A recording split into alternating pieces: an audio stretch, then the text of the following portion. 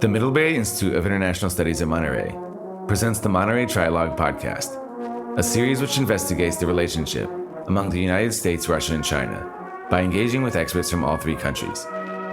At a time when even bilateral channels of communication have begun to break down, the Monterey Trialogue offers a new and necessary perspective on the defining geopolitical relationship of our time.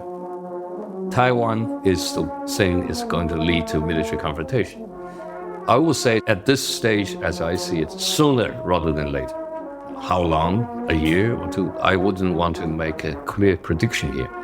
I recall when the Russia-Georgian war begins, I was with the Danish military representative in Brussels, good friends with him, and we decided to take off for a weekend, went down to see the Verdun battlefield, both of us interested in military history, and we got a call, turn your car around and get back to Brussels. We study sanctions, the potential implications for the Russian economy, the trajectory, what we can expect, what we should not expect, how we could cope, how our partners might or might not avoid overcompliance. My name is Peter Sleskian. I'm the director of the Monterey Trialogue, and I will be your host.